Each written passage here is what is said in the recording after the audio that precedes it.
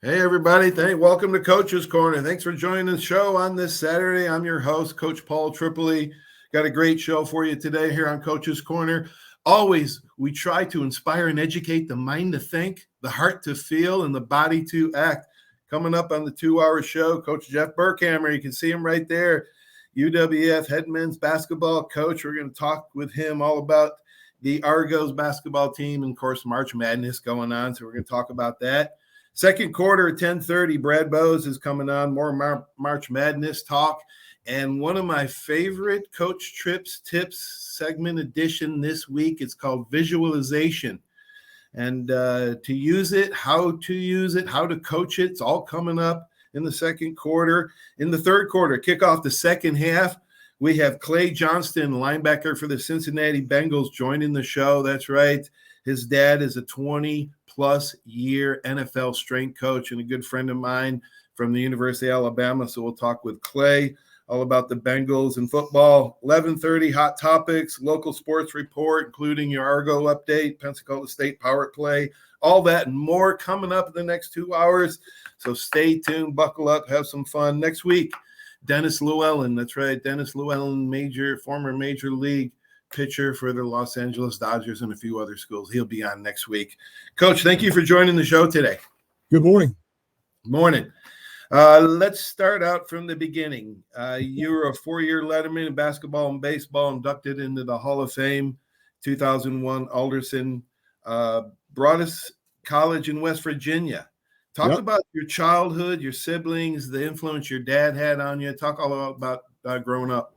Well, I was fortunate. I grew up in a household with my dad being a head coach for about 35 years. He coached basketball in Ohio and at the high school level. So I kind of was around it my whole life and knew from, probably the time I was in junior high school that I wanted to be a basketball coach. And I've just pushed toward doing that for a long, long time. Loved playing in high school. I played 4 sports in high school and then went on and had an opportunity to play 2 sports in college, which was terrific. And it was be funny. I'd finish basketball season on a Friday or Saturday and be on the Southern Trip on Sunday. And that was always fun. And had a great time in college and then was fortunate enough to get right into coaching my first year out and have been doing it ever since at all different levels. So I've been really fortunate and blessed to do those things. Coach, who was an influence on you? You said you knew it. Was it your dad because he was a high school coach? Junior high, you knew you wanted to be a coach? That's early. Yeah. I just love sports. I love basketball. I played basketball, baseball, football, ran a little bit of track. I mean, then I did I just like things that you have to compete in. And my dad was a competitive guy, and he influenced me in a lot of ways, but coaching was one of those. And then I was fortunate enough to have really good high school coaches. Ron Lathy, Bill Francis were good high school coaches, and then Dave Barksdale, my college coach, is probably the most competitive person I've ever been around. I mean, you're talking about a guy that will compete and hates losing. That's the guy. And then Tim Brinkley, who ended up coaching down in North Marion High School here in Florida for a few years after he got out of college, was my coach my senior year. He's a guy that recruited Sidell Threet, that played with the Lakers for many years. He played at West Virginia Tech. I played against him in college. But I was fortunate to have really, really good coaches coming up through. And then I've had a chance to work with some great people. So that's kind of influenced my career and pushed me toward basketball. Coach, you just finished your 8th year at UWF, your longest tenure since you started coaching in 84 and 85 at Winthrop, Division I in Winthrop University as an assistant. Almost 40 years has gone by. Where has the time gone, and what do you remember about your first coaching job, and how did you get that D1 assistant job? Well, you'd be amazed at this story because we were on our southern trip in baseball. And on our southern trip, we didn't have a lot of money, so we stayed actually in the Coliseum at Winthrop. They had a team room that had bunk beds in it. So that's where our team stayed. And we would eat in the cafeteria at Winthrop, and then we would go play 1 or 2 games a day for about 5 games before we headed back north. And we were in the cafeteria one day, and I just happened to stop a guy and say, "Hey, do you guys have a graduate assistant position for basketball?" And it was the graduate assistant for basketball that I stopped, a guy named Ricky Scruggs, who's become a really good friend. And he told me how to get a hold of Neil Gordon. Neil Gordon is a Hall of Fame guy in the state of South Carolina, was number 1 in the country when he was coaching at Newberry, had an undefeated season. I mean, just a wonderful, wonderful person. And he was the guy that kind of led Winthrop into the Division I ranks. And I was fortunate enough to be with him that first year. And that's a tough year going from NAIA to Division One, and you get to play some of the big dogs and some of those things with money, and so that wasn't an easy transition, but it was a lot of fun. Winthrop was a cool place to coach and a great place to live there in Rock Hill, right below Charlotte, and you can see they've had great success ever since they've become Division One there in the Big South. Folks, we're talking with UWF head men's basketball coach Jeff Berkhammer. Great. Do you look for kids when you recruit? Do you look for them to is character valued maybe a little more than talent, work ethic? I was watching Rick Pitino's news conference, and he signed that contract with St. John's University to be their head coach. And I've always liked Pitino as a coach. The only one to take 3 teams to the Final Four. And he said he looks for 3 or 4 characteristics in kids. Number 1, committed to excellence, which encompasses a lot, but you got to have a kid committed. Number 2, great shooters. I assume he can teach rebounding and defense, but not great shooters. And number 3, conditioned to go 100% all the time. Effort. What do you look for in recruiting kids? I think all those are very good. We've kind of really pushed this year to make sure they fit how we want to play. And we want to try to play a little bit quicker next year and a little bit faster. But, I think shooters are at a premium right now with the game, the way the game is played, with the spread offenses and spacing on the floor, and, a lot of penetration and pitch. You can see even in the NCAA tournament right now. I saw a stat last weekend that the teams that won shot 38% from threes. The teams that lost shot 28% from threes. So the three-point shot has changed the game. Pitino was kind of ahead of everybody with that thing when it came in, and he figured out how to play with it early. But, you got to have guys that can shoot it. You got to have guys that will compete hard and understand. You got to bring it every day and have energy when you come in, lead guys through energy and how you perform. And then I think as you get older, you want to make sure you just got great kids. You want to make sure that you have guys that you can go home at night, not worry about, and you can trust and believe in. And we've been able to do that. I think that's a really important thing. You probably, if you have to, I'd give up a little bit of talent for a great kid versus just having a great player that you have to worry about every day. Absolutely. Coach, let's talk a little bit about your returning players, and not the greatest year that you've ever had this year, but let's talk about some of your returners. Guard Latrell Tate, 81% free throw shooter, averages 16.5 points a game. Is he progressing? He's progressing nicely. Yeah, we had a year where it was a little bit disappointing. We had a bunch of guys back off a team that won 18 games a year before, and we struggled finishing out games at times. We probably gave away a couple games. We ended up 500 instead of winning 18 or 19 again, and it was a little disappointing, a little bit frustrating. We weren't able to put together games consistently well enough to win in our league, and our league's very, very good. And Latrell was one of the guys that was very consistent this year. I thought he had a terrific year. Was good throughout the season. Was really kind of our go-to guy when we needed a basket. We can play him in a couple different positions. He's kind of a small 2 guard, but he really scores the ball well. He's tremendous quickness, can make shots, can make plays, and a guy that really helped us throughout the year. Coach, I heard somewhere on watching the tournament this week, I don't know why they got to this subject. It might have been ESPN Sports Center. I don't know. Division 2 compared to Division 1, like Grambling, some of the other Sunbelt, some of the other smaller conferences, there's not a whole lot of difference between Division 1 and Division 2. Is there a bigger jump between Division 3 and Division 2 players than there is 2 and 1? Probably a little bit bigger jump. I would think so. The D3 guys, there's a lot of good D3 guys out there and good D3 programs out there. They're going to school with no academic or no athletic money, all academic money. So it makes it a little bit harder. Those guys probably get looked over a little bit. But now with the transfer portal, they go to Division 3 and play well. They can get a chance to move up to another level. So, and then with the Division 1 and Division 2 situation, we talk to guys all the time about the level of play is not any different there if you go mid-major and down than it is in our league. But the perception in those kids' minds is you have to play Division 1. And they don't realize, like our situation at UWF, I mean, we got to have Division 1 players playing at the Division 2 level. And our situation may be much, much better than a lot of those smaller Division 1 situations. So we got to convince those guys that, this is a great place to play. And you come here, you get a chance to put up numbers and go to the tournament. We have 4 teams in the NCAA tournament this year. And a lot of those small Division 1 leagues you're going to get one shot. So there's some advantages to playing at this league versus playing in the small league one. What is your overall offensive philosophy? Did you get it from your past coaches? Have you got it through adapting, like we talked about before we came on the air? And what coach do you like enough? Like, for instance, Nate Oates. You know, he was a math teacher. He was better than I thought he was going to be. And but he's a numbers guy. They don't do a lot of mid-range shots. They're either taking it to the hole or shooting the three. Is that a trend for the overall game, or just some coaches more believe in that than others? I think that's definitely a trend. I think everybody is doing that now. You either want to get all the way to the rim or get to the rim, get to the paint, pitch out to threes if guys turn their heads. So everybody's playing that way. Kids have gotten so much better at shooting a three. It's not a hard shot anymore for a lot of kids. I mean, you saw the other night in the game where the kid shot a probably 28-footer to win it for Gonzaga. Those shots, kids can make those shots today. So you got to utilize the three-point line and make sure they have to guard it. And when they have to guard it, then you got space to drive it. And if they help, you got pitch outs to threes again. So I think that's what everybody does. Everybody talks about the mid-range game is dead, and we don't want those shots. I still think mid-range shots are good. You talk about coming up through and changing and adapting.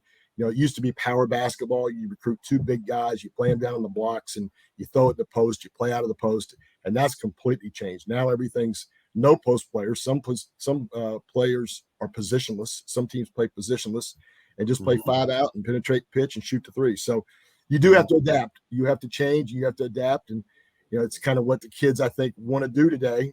And in today's world where you got to satisfy those guys a little bit, you got to play a little bit how they want to play. I was watching the game of San Diego State, and San Diego State coach is really impressive. They are. That guy's got a great story, being a longtime assistant coach, and then 7 years in coaching and waiting behind Fisher. But what a brilliant job he did against Alabama. I mean, we talked about how they look like football players. And they've been in the system for 3-4 years, and they veterans really just, kind of bullied the little skinny freshman at Bama and shocked them. Is that a trend, or is that still it's advantageous to have guys that have been in your program in the weight room for a long time?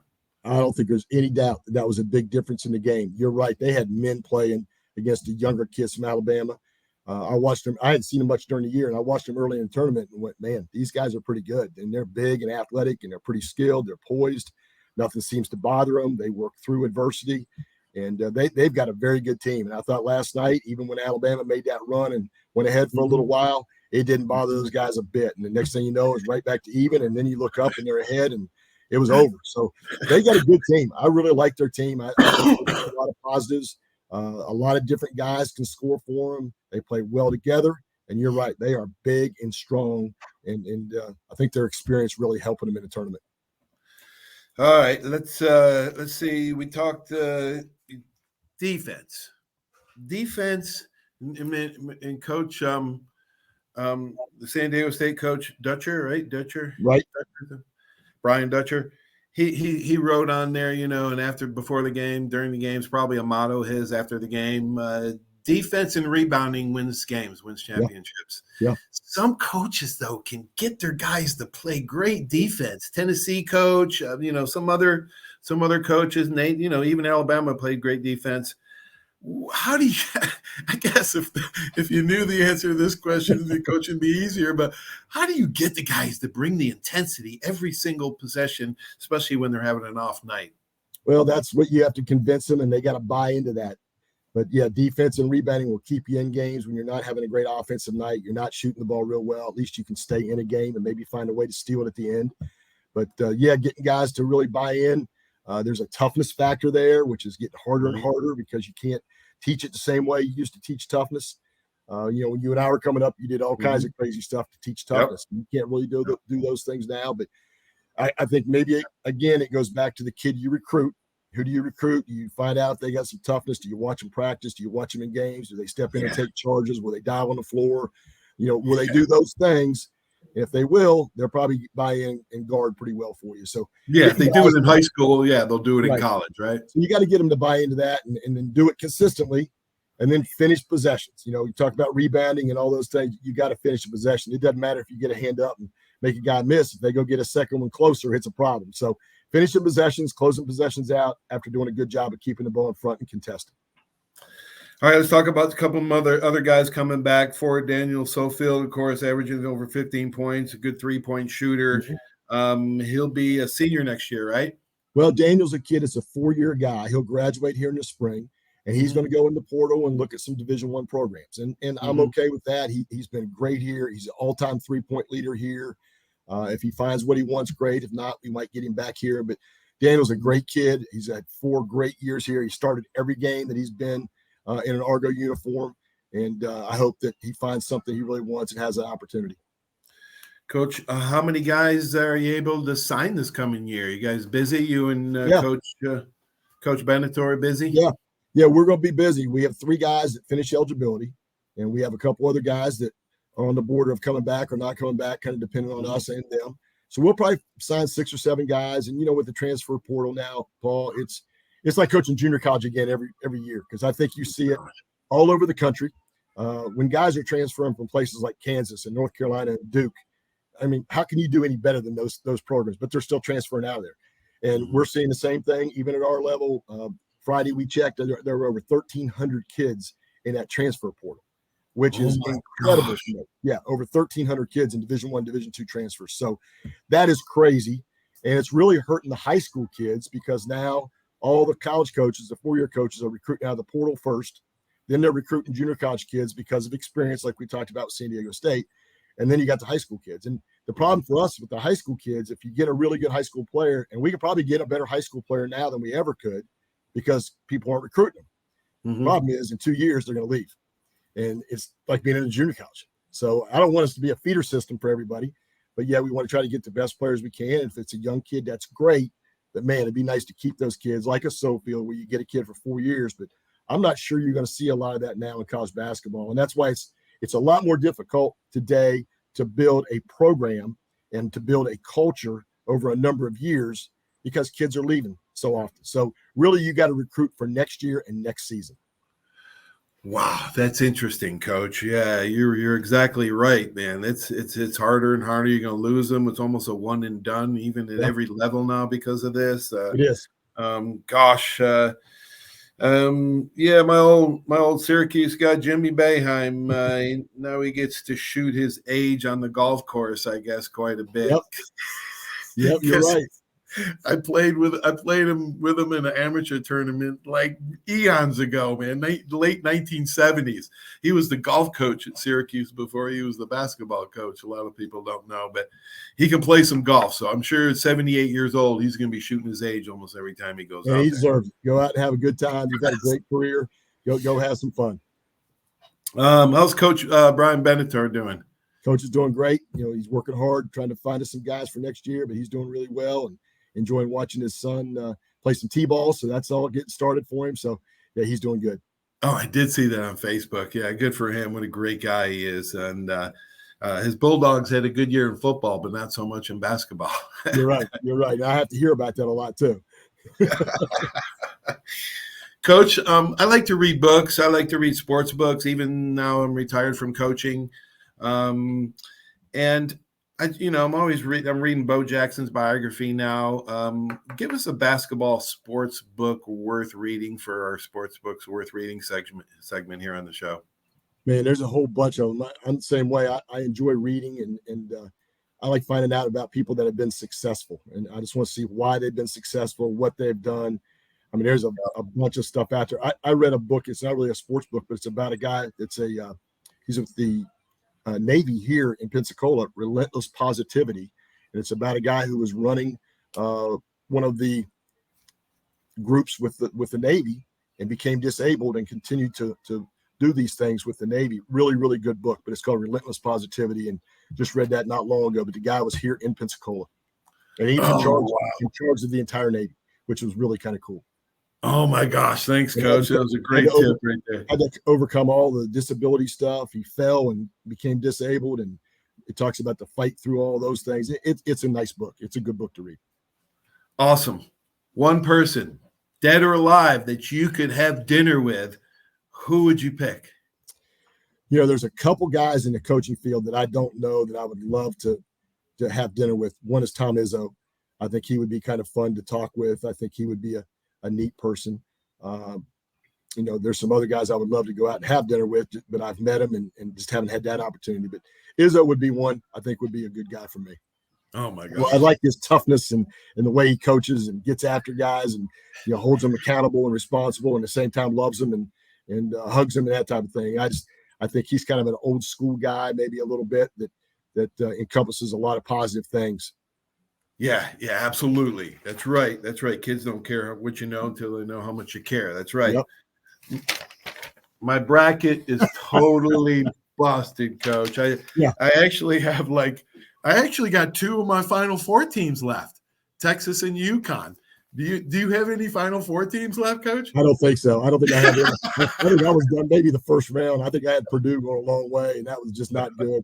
I think with our family thing, I'm in last place. I hate having to listen to my daughters talk trash to me, but that's probably getting ready to happen. My wife's even ahead of me, so that's not good. Sometimes you know too much about teams and you can't pick those upsets. They're picking by colors and mascots, and that's not good for me. My gosh, I thought UConn and Alabama were the best teams left in the tournament until I saw the game last night. So UConn's really good. UConn's really good, and those two big kids cause a lot of issues. Yeah, absolutely. Coach, thank you so much for joining us. It's been fun as always when you come on. I really appreciate your time. I know you're busy and really respect what you do. Tell Coach Brian I said hey, and good luck. Good luck this coming year. We'll talk to you soon. Thanks for having me on. We look forward to visiting with you. Maybe we can talk again once we get recruiting done. All right, great. Thanks, Coach. All right, Coach. Now I got a sidekick. Yes. Coach Mark Hobley is in the house, literally in the house, in the studio. Good morning, world. What's up, Hobbs? Nothing much, man. Oh my gosh, there's so much craziness going on in March Madness. In a little while, we're gonna take a break here in about 4 or 5 minutes, and then talk with Brad Bowes, who is a former college basketball player and college basketball referee, and we get his take on everything. You're a baseball guy, Hobbs. Yes, sir. Did you happen to take a look at the USA Today coaches baseball poll this week? No, I sure didn't. Are we talking about the college poll? Yeah, college baseball poll. I think LSU is ranked number one. LSU is number one. And you have a big game on the SEC network today. Arkansas, if I'm not mistaken, is Arkansas and LSU today on the SEC network. Oh, is it Arkansas, LSU? Mm-hmm. So, yeah, you're right. LSU's number one. Yes. Wake Forest is 2. Florida's 3. Arkansas is 4. And Vandy's 5. We got 4 of the top 5 teams in the country. 11. Total of 11 SEC teams in the top 25. Wow. I think the NCAA kind of messed up when they moved baseball back. They thought it would give the northern teams a little advantage because everybody in the South can play. You can pretty much play year-round down here. But you're just going to find better baseball down in the South in the warm weather climate as opposed to skiing or something like that. Absolutely. I was interested in Rick Pitino, why he wins all the time. I haven't read any of his books, but they got to be enlightening. They got to be something that he does. He's the only coach to take 3 teams to the Final Four, and he wants to coach another 8-10 years. Wow. He's 70-something years old. Well, does he raise horses or does he do thoroughbreds? I'm not sure. Something like that. So he's a very competitive guy. So he's back in the Big East after leaving Providence 36 years ago. And Billy Donovan, his Providence team, took him to the Final Four. And he's back in Madison Square Garden after 33 years from coaching the New York Knicks. St. John's will win again. I guarantee you. Yes. I guarantee they will win again. Willis Reed. You see Willis Reed passed away this week, Hobbs? Yes, sir.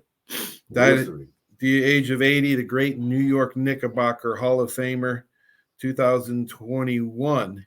Reed was again honored as one of the league's greatest players of all time. being named to the NBA 75th anniversary team. Two-time NBA champion, two-time NBA finals, Grambling State grad. Wow. Yep. I forgot about that. Grambling State grad. Or Quadarius Elmo. Yeah, Shadarius Cowart. Yep. Elmo is where he finished his. He averaged 26.5 points and 21.3 rebounds a game his senior year in 1963. What? That's like serious Shaq numbers or something there, Yeah. isn't it? Good Lord. It was good to have Coach Berkhammer on. I haven't had him on in a while. He's a great coach. Basketball team there, and we might as well give an Argo update. We got a couple of minutes before we take a break. Baseball team's 13-13. Coach Mike Jeffcoat's struggling a little bit. I don't know why. I went out and watched the game this week, and they have quite a few hitters batting over 300. I mean, I think their pitching's bullpen's hurting a little bit. They're 15-3 now. They've won the last two games against Shorter, and they're playing at Shorter today. So maybe they'll get that ball game in, and they've won 2 in a row. Next home game will be against Montevallo on the 31st. So that'll be a conference game at 5 p.m. And you're right about the hitters. McDowell's hitting 383. Holtz is hitting 323. And Mr. Fryman's hitting 313. And even Coach Jeffcoat's son is hitting 292. Yeah. There's another 3 or 4 that are around 300. Yes. Coach Jeffcoat's son is 11 for 11 on stolen bases. Now, what you did mention, I did see where they've attempted 30 stolen bases and they've stole 21. And Coach Jeffcoat's son has 11. No one has more than 2 stolen bases. So okay. And then when you look at the opposite teams have attempted 40 steals and been successful 35 times. So they're getting run on and they can't run except for him and can't stop them. So it must be the bullpen maybe letting them down a little bit. It could be. It could be anything. So, but he's still got about a month or so to get that thing turned around, and we expect him to play well. Softball team's 8-13. They had a 6-game losing streak after getting swept by Alabama, Huntsville, and Mississippi College. So they have this week off to regroup, and they're back at it again at Shorter this weekend. All right, we're going to take a short break here to pay for this show, but when we come back, we're going to have Brad Bowes, more March Madness. We'll recap the Sweet 16, talk about the Elite 8 today. And Clay Johnston, linebacker of Cincinnati Bengals, coming up at 11 o'clock. And we got visualization, one of my favorite Coach Trips tips. Don't turn away. We'll be back in a few minutes.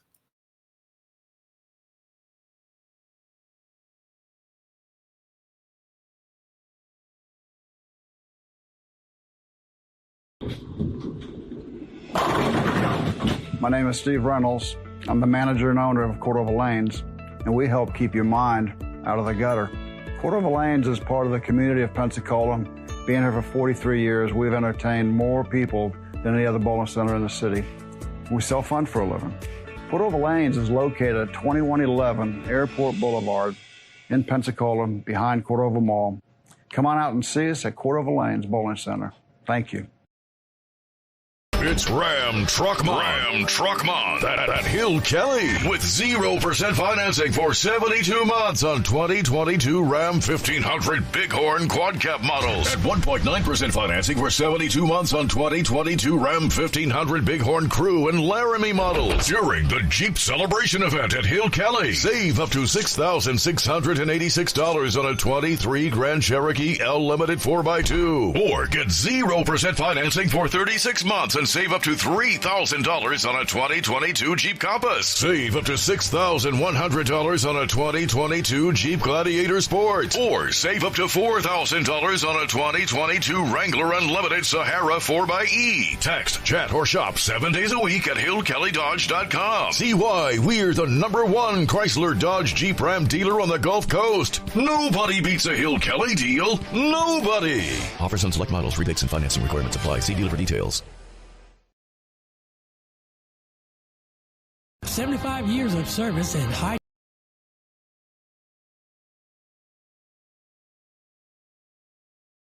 Hey, Bill, some game, huh? I haven't really noticed, Paul. What? The biggest game of the year? I've been looking over my insurance. Talk about problems I'm trying to figure out. Well, do what I did. Call the Seiler Agency. They showed me what I needed and what I didn't. They even saved me money. Now, instead of worrying about my insurance, I can worry about the big game. Contact the Seiler Agency at 476-7443 for all of your insurance needs. Your independent agent for home, auto, boat, RV, commercial, general liability, life, and sound investment strategies. Call 476-7443 today.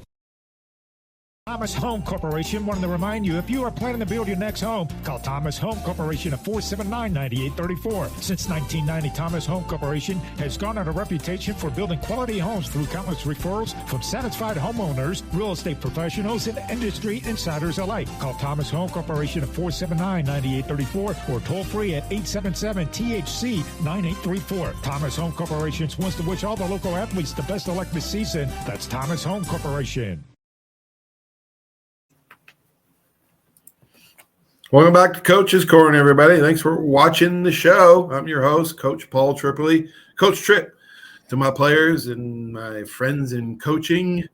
Just Trip to my friends. Thanks for watching. Mark Hobley, my buddy Hobbs right here, my sidekick. Hobbs is in the house every week helping me and, learning and helping with the broadcast. Oh, let's have Brad Bowes. Have we got Brad yet on? I'm here, Coach. What's going on, baby? Hey, I can hear you. That's good. I just want to see that beautiful mug of yours. Well, man, I'm driving down the road. Somebody forgot to pick up an order from the store last night. I'm not going to mention any names. But that person got an earful from the coach this morning. All right. Today is Dad's birthday, and I was supposed to pick something up for him that she ordered, and I forgot for it. It's your dad's birthday today? And tomorrow's my birthday. How about that? I was born exactly a month early. Dad was recruiting in St. Louis. And Coach Penna had to meet my mom and my grandfather at the hospital. They were both coaching at Miami-Dade at the time. Coach Penna's known me longer than any human being on the earth right now. Coach, what year was that, may I ask? This is Mark Hobley. How are you? Good. 1978. 1978. Okay, so that's about when those guys got up here to Pensacola. I think I ran into them probably right around 79 or something like that. Where'd you run into them at the gas station buying beer? Is that where you ran into them? No, sir. I was playing at PJC. I signed with them out of Washington in 1979. Wow. Yeah, and that's when. It goes by fast, doesn't it, Mr. Hobley? Yes, sir. It sure does. Wow. Happy birthday to you, and happy birthday to your dad, Chip, man, who is a Pensacola treasure. Yes, he should be in the Pensacola Hall of Fame for all that he's done for this community in the basketball world. His basketball camp for kids, thousands of Pensacola basketball players have been to his camp as he's in his 43rd year, I think it is. 44. It'd be 44. I think he told my wife 44 yesterday. It would have been 45, but we missed it during COVID. Oh, that's right. That's right. So, well, happy birthday, your dad. Happy birthday. All right, man. What happened? Coach, I just want to say that my first year at that camp, your dad part of that was probably around 71 or 72. Oh, wow. That's wow. The PJ, just to let you know how long that's been going on. That's crazy. 70. I still have my certificate from the camp. That's cool. That's too cool. Yes. And I think in 71, who was the coach? Was it Daly that was he getting it going then, or was it somebody before that? Well, the basketball coach didn't really run the camp at the time. It was football, baseball, basketball, and it was wasn't necessarily with the basketball team, but it was a basketball camp. Daly was the coach right around that time, and it was very memorable for me. He could bring in some players, couldn't he? Yes, sir. So, Brad, you grew up with a basketball in your crib with your dad being a coach before you were even born. Hey, when Dad got out of coaching, I'll tell you this story real quick. He became a referee. He kind of stayed around the game. He had a scouting service. Well, they decided that you couldn't do any scouting on campus anymore. during games. So he came up with this idea for a film exchange service, and he had like 100 teams. It was driven for the smaller schools that didn't have the staff of the bigger schools. The irony was the bigger schools used it more than the smaller schools. Of course, they had unlimited amount of money and resources to pay for it. But I joke, when I was a teenager, kids got to grow up watching movies, doing fun stuff. I grew up dubbing tapes, copying over tapes. Literally copying tapes and dubbing them over. Were you really on the old 35 millimeter? Yeah, it was a VHS tape, and you would, Oklahoma State was part of the film exchange program. I probably watched Doug Gottlieb play every game in his college when he played. Oh, that's a great story. And but yeah, that's what we did. I mean, we did. I probably have watched more film of college basketball than probably college basketball coaches at that time. Wow! Holy cow, man! And my mom was the queen, man. My mom would stay up to like 4 o'clock in the morning and just dub the crap out of tapes. She was the best at it. Would she really? Oh yeah, she was the best. Wow. She could dub a tape. Yeah, she was the best. And she was the workhorse. She was the workhorse behind a lot of this when we were doing it. Because Dad worked. He taught school, but during the day, my mom was the workhorse. Man, she would do all the dubbing and taping. I mean, it was amazing what she did. So she was really an assistant coach, man. And they were way ahead of their time. Your dad and your mom, because my mom was there breaking down. She was breaking down officials what she was doing. All right, buddy, let's talk about the Sweet 16 matchups. Alabama 64, San Diego State 71. Worst half of offense I've seen all year from Bama, down 28-23. But as I was telling Coach Burkhammer, San Diego State has football bodies, man. They look like the Alabama football team. They were just bullying the skinny Bama freshmen around the court, and what a job San Diego State coach did. Yeah, they really pushed them around last night. Of course, there was a couple people going in. I was listening to the radio yesterday while I was working, and they were really nervous about this game for Alabama because they thought Alabama would win, but they thought this would be their most difficult game because of the physicality of San Diego State, and they weren't going to be in awe of Alabama. They had played a pretty tough schedule all year. That's a tough league they're in. And they weren't overwhelmed, and they took it right at Alabama. Miller probably played the worst game he's played all year. Yeah, I agree. Plus, Brian Dutcher, the coach, decade as a Michigan assistant coach, 2 decades as a San Diego State behind Steve Fisher, and then 7 years as a coach in waiting. This guy also recruited the Fab Five at Michigan when he was there. Wow, what a great story he's become, especially if he goes to the Final Four. You there, buddy? I think we lost Bradley. I'm back, Coach. I'm back. Oh, yeah.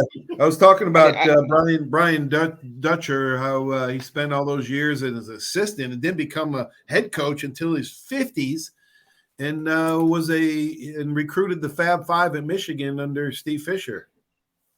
Yeah, him and Perry. I think it was Perry Carter. They had a great staff. All 3 of those assistants ended up being head coaches. Have ended up being coaches at one time or another. But what a great time that the Fab Five was, wasn't it? Still probably the greatest recruiting class in the history of college basketball. Yeah, it's just been an amazing tournament. First time ever, number 1 seed has not made the Elite 8. I mean, my goodness. Let's look at the matchups before we recap 16.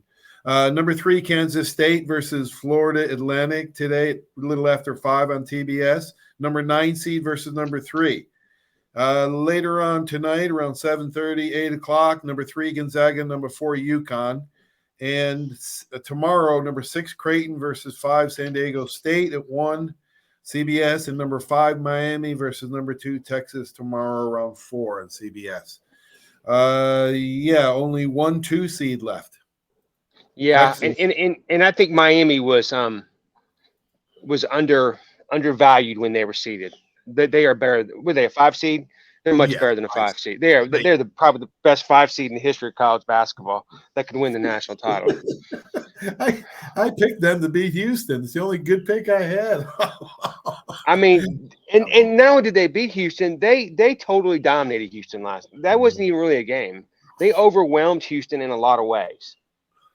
Absolutely. And it was the same Houston team that went to Virginia this year and beat Virginia by 10. It just shows you how the ACC was down, but Miami was really, really good this year, and they were good the whole year. Yeah, there was some dominant performances. UConn over Arkansas, but let's go down in order here. Creighton 86, Princeton 75. They beat a number 2 and a number 7 seeds. Cinderella went to the ball and midnight struck last night. Way too much length for Princeton, but it was impressive. Right. And you're I know you're a Big East guy. I know Creighton's not a traditional Big East power, but right. it is nice as a Big East guy for you to have 2 teams in the Elite Eight, isn't it? It had 3. We had 3 in the 316 with 2 in the Elite Eight. Yeah, right. 2 in the Big Eight. Right, you're right. Elite Eight. Yeah. Yeah, that's better than anybody. I mean, Pac-12, UCLA was holding the torch for them, and they went down, so they got nobody left. SEC went 0 for 3 in the Sweet 16. They got nobody in the Elite Eight. So it's like we were talking with Coach Berghammer, man. The transfer portal was really created some serious parity. I mean, there's no Duke, Kansas, Kentucky, no blue bloods in the Final Four. Tennessee, they got beat by Florida Atlantic 62. That was the most underwhelming game of the tournament, by the way. They couldn't throw the ball in the ocean. I mean, I think their offense, and I'm not trying to make a joke, but the joke was they were throwing it off the backboard trying to try to get the rebounds so they could score. I mean, they were very limited offense that night, and I don't know why, because they played really well against Duke. Yeah, their defense was really elite all year, and but a 15-2 run by FAU, and they take a 10-point lead with 6 minutes left, and they hung on, man. Florida Atlantic, Cinderella is still at the ball under the Florida Atlantic banner. All right, let's go to the next. I think Midnight's going to strike with them. Kansas State's going to beat them by 10 probably. I think so too. 10 or 15. Yeah. I think so too. They were impressive. That's Kansas State, Michigan State game, 98-93. Boy, you have 4 days to prepare for the Sweet 16. You see upsets sometimes in the Sweet 16. There's no 4 days to prepare. You just got to come back and play the next day, and it's a little bit harder. Good point. Yes, it's a very good point. Your turnaround is 1 day, and you cannot put a game plan together like you do after 4 days. But that Kansas State, that guard, Marquise Noel, holy macaroni, spaghetti, and pasta fazool. How about the guard from Florida that transferred with the Kansas State? Had the heart attack, hadn't played for 2 years. Man, he's a big part of their offense and their team this year. Keontae Johnson, what a story he is when he collapsed as a Gator a couple of years ago on the court against SSU. That's the kid. That's the kid, man. He came back. And that's not the same one as the other guard, but they're both guards. Both guards, right. Yeah, I remember the kid in Florida collapsing. Yeah. But you're right. In college basketball, that point guard can really, really dominate college basketball. And it really can set the tone for your team and really control the game. He almost had a 20-20, 20 points and 19 assists, an NCAA record. Incredible. Wow. He was incredible, man. He really was. There was like 11 ties and 13 lead changes. What a game that was. That was a March Madness game. All right, so let's go to the game last night, Miami-Houston, 89-75. Like you said, I didn't watch much of this one because I was watching Alabama trying to win. But, it's quite impressive. Later on, Brad, I'm going to do a Coach Tripp's Tips segment called Visualization.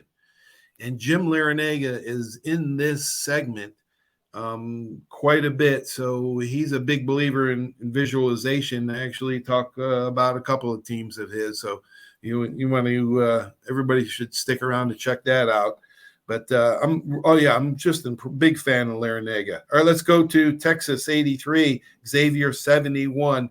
Texas takes a halftime lead and never looked back. 42 I'm still amazed they haven't given him the head coaching job yet. How he's navigated the season. Politics, man. It's been amazing what he's done, because it's not easy. There's been a lot of distractions. They've had distractions with players. Obviously Chris Beard, and he's done a good job getting them through this. And of course, they have great players. That helps too. But he's done a good job.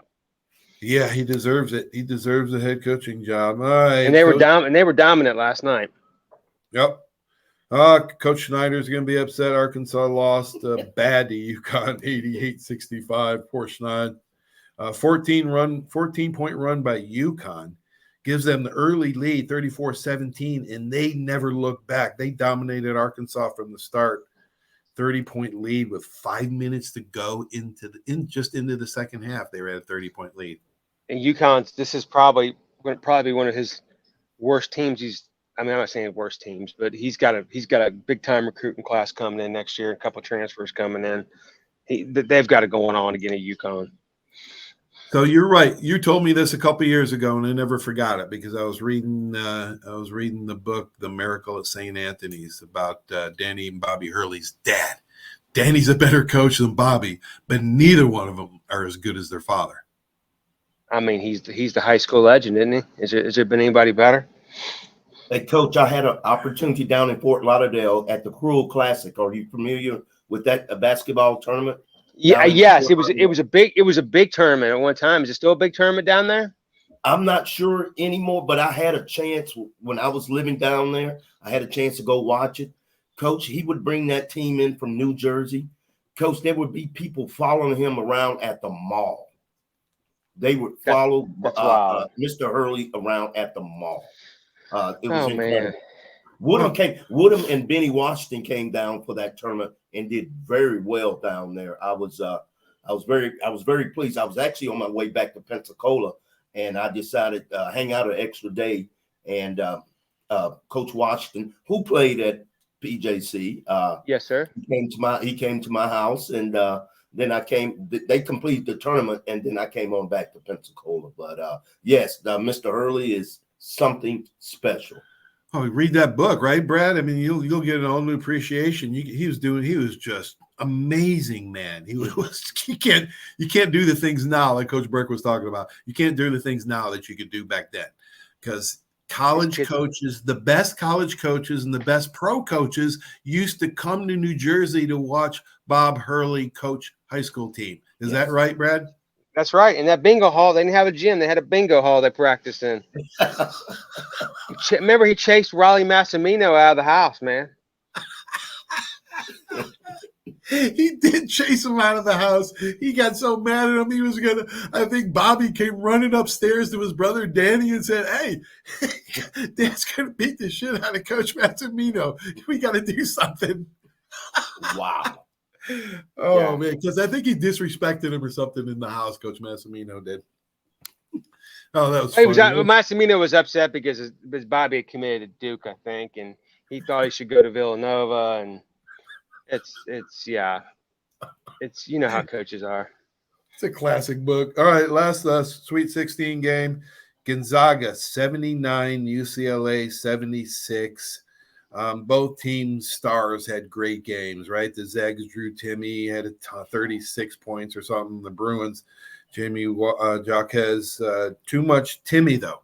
Zags move on. Too much Timme, and UCLA's two best defenders were hurt.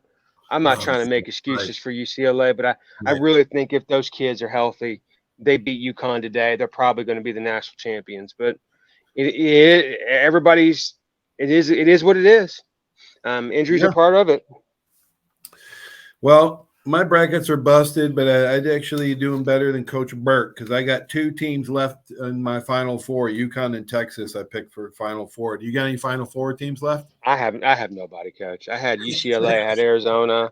I think I have Miami. I might have Miami. I didn't even look this morning. I mean, I had Texas. Whoever wins these ESPN things are probably somebody that's never played basketball before, and or Coach Bauer or anything. That's some random person probably. Well, Coach, those brackets were busted by Friday. Yeah, those brackets. Arizona gets beaten. Yeah, those brackets were busted up by Friday. It went from like 36% down to 6%, down to 0.6, and then by the afternoon, something like Friday, by Saturday afternoon, there was nothing left. No, it was nope. Nope. I don't know. I've been to a couple of PJ. Let's go back to Pensacola. We're done with March Madness, I guess. Not much left to talk about, but watch the games. Pensacola State Pirate play. Go here, get there. Pensacola State. You got to check out Coach Brian Llewellyn's baseball team. I've seen a few games this year. These boys can score some runs. 2 players are batting over 400. Bladen Plain is at 413 with 10 homers. And Andre Lewis is at 402 with 6 homers. Colton Riles is batting 366. Carter McCulley's at 323. And you got to check. You got to go check them out. They're fun to watch. They score a lot of runs. Yeah, I think them a Gulf Coast are in the top 10 in the country. Oh, they are. Central Florida's the number 1 team in the country, and I think Santa Fe is number 3. I think Central Florida had lost 1 game all year. Santa Fe's lost 2. They're like 31. The two top teams are like in the same conference. One's like 31-1, and the other one's like 32-3. Whoa. But the Pirates are 26-6. They're 5-2 in the conference, and they supposed to play today against Tallahassee at 1:00. When I just rode by the field, the tarp is out there, so please check the schedule. They'll probably play tomorrow. They probably had told Tallahassee don't drive here. They're 5-2 in the conference, and Gulf Coast is 4-3. Northwest Florida's 4-3. Chipola's 3-5, and Tallahassee is 2-5. So they have an opportunity to make some hay this weekend. But as Coach was saying, they are swinging the bats and they're getting good pitching, and things are looking good for Coach Llewellyn and the PSC Pirates. Yeah. Jeffcoat, one of their pitchers, Jeffcoat, when I was the manager at Troy, his daddy was the top recruiting assistant on the in the school, and he was recruited by everybody in the country and decided to go to junior college wise and decided to go to Pensacola State. Yeah, really liked it down. Coach, he's a freshman. You're talking about Press Jeffcoat? Jeffcoat, yep. Press Jeffcoat.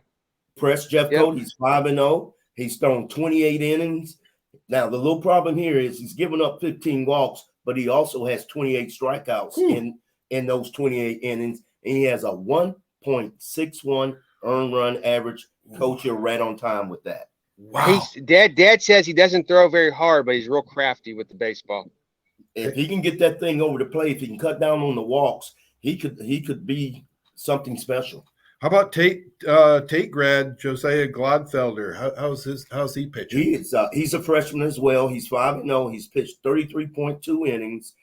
He's given up only 10 earned runs. Now, the difference here is this guy's only given up 11 base on balls. He has 34 Ks in those 33.2 innings, and he has a 2.64 earned run average, and he has 8 appearances and 8 games started. Well, speaking of the Panhandle Conference, Northwest Florida State men's basketball team plays for the national title tonight. All right. Oh, yeah. Okay. Against John C. Logan. John C. Logan beat Tallahassee by 2 last night in the semifinals. Wow. And Northwest was down by 9, Indian Hills at one time, who had already beat them by about 30 at Indian Hills earlier in the year. Wow. And came back and beat them. So Tallahassee was in the semifinals? So yeah, that could have been we had handled national championship game? Yes, oh my they got gosh. Yep, they got beat by John C. Logan. I don't think John C. Logan, I think they've lost 1 game all year. They're in Illinois. They're one of the few Illinois schools that have full scholarships, and they are loaded. Wow. Of course, Lindsay, and Northwest is loaded too. I mean, this should be a great game. If you get ESPN Plus, you can watch it on ESPN Plus. Oh, can you? Yep. PSC softball coach Ling Angus has her team in contention, 19-9, with a doubleheader today at Chipola College.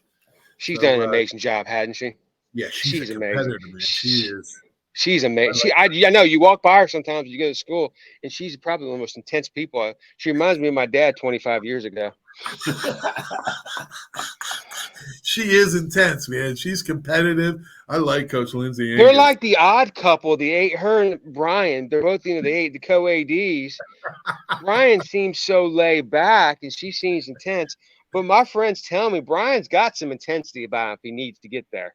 Oh, he can get there quick. He can get there quick, I hear.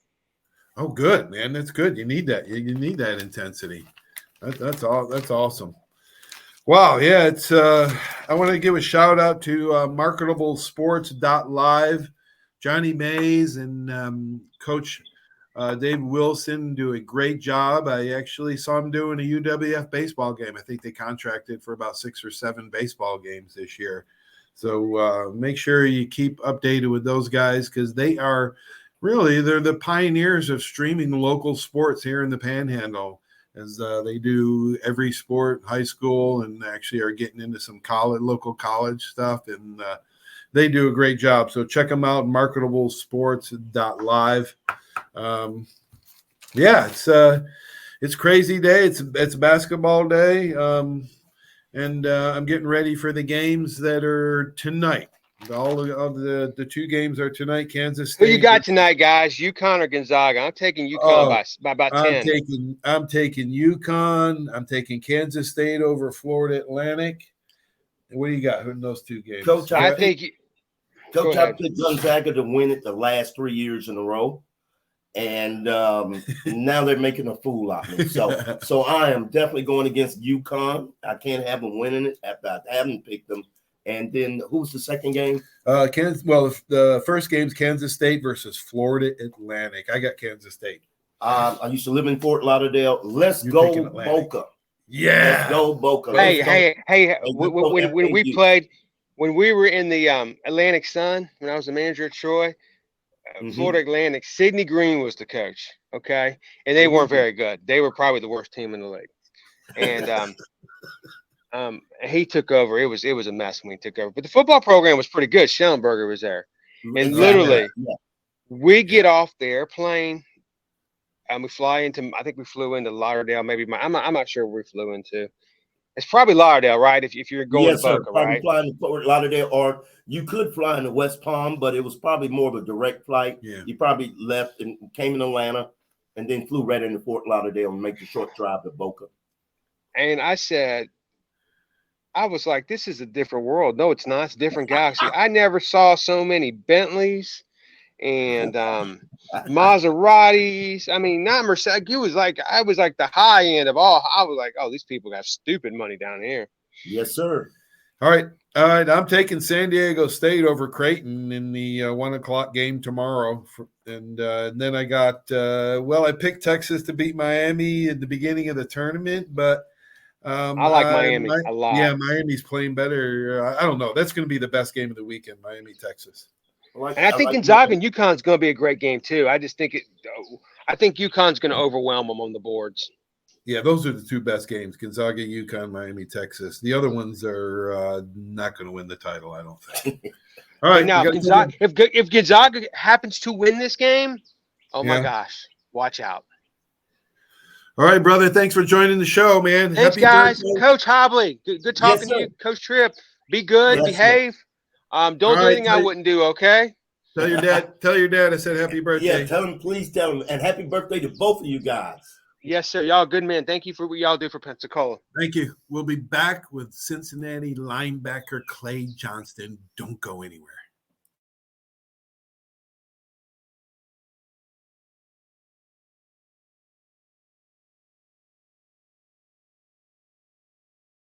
Arbitrium Consulting for all your fencing, landscaping, pressure washing, tree trimming needs. Call 850-483-0350 for your free estimates. Serving Pensacola, Gulf Breeze, Navarre, Fort Walton, Destin, Perdido, Gulf Shores, Foley, and the entire Gulf Coast.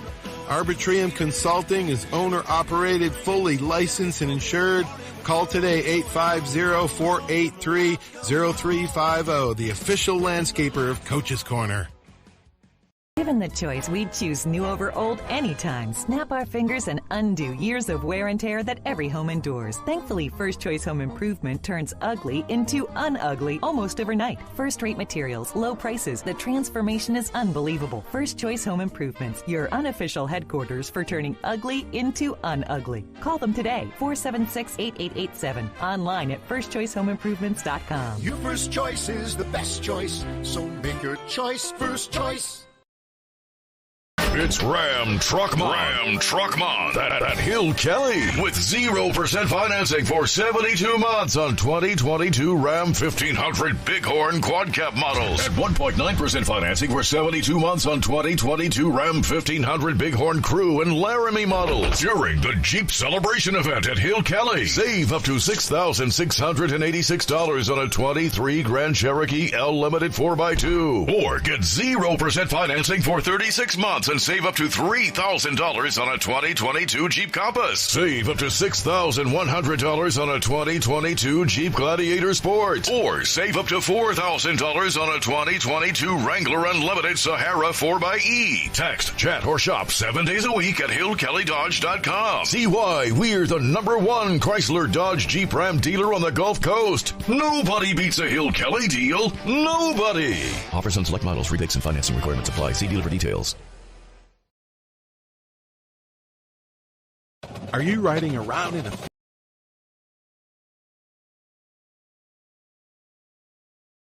filthy vehicle? Dirty.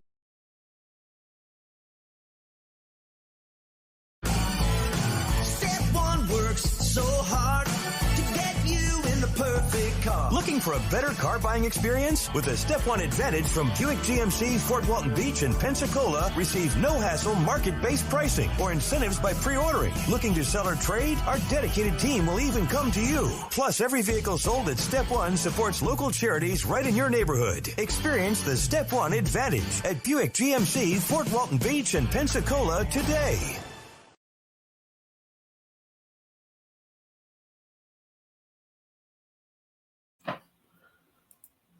Welcome back to Coach's Corner, everybody. Thanks for watching and listening. We recently caught up with Clay Johnston, Cincinnati Bengals linebacker. He's a great story, and we're going to go to that now. Enjoy the interview.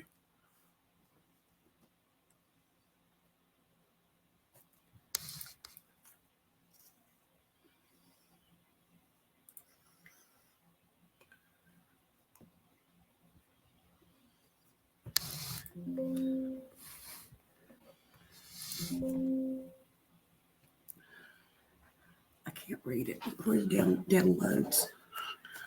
Right there. Right there. Joining the show. Thanks for joining Coach's Corner. Folks, we're here with Clay Johnston, linebacker of the Cincinnati Bengals. Clay, my first question is, how's your knee doing? Knee's doing better. I had that tweak in the AFC Championship, obviously, but had surgery about 5 weeks ago, but just rehabbing every day. Feeling pretty good. Already squatting, walking around, lunging. Honestly, really? I feel like I could honestly run, which is crazy to say right now, but I really feel like I could. Clay, let's start with talking about your family first. Your three brothers, Cody, Cole, and Cade. Of course, Cody played at Texas A&M, and Cole spent some time playing at Tarleton State University. Who's the oldest, youngest, and what were those backyard football games like? The oldest was Cody. Cody was the oldest. He played at A&M for a bit under Mike Sherman, and he walked on as like a linebacker / deep snapper.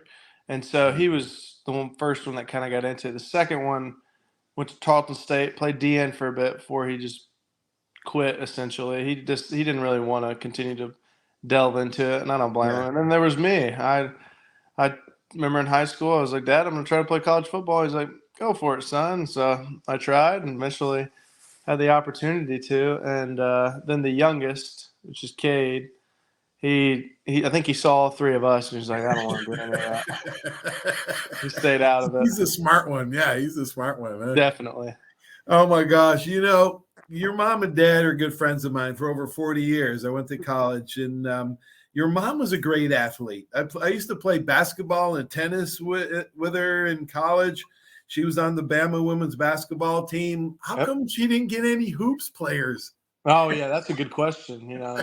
No college hoops player. The second oldest one, Cole, was probably the best basketball player. But yeah, none of us went after high school to play basketball. You're right. That's interesting.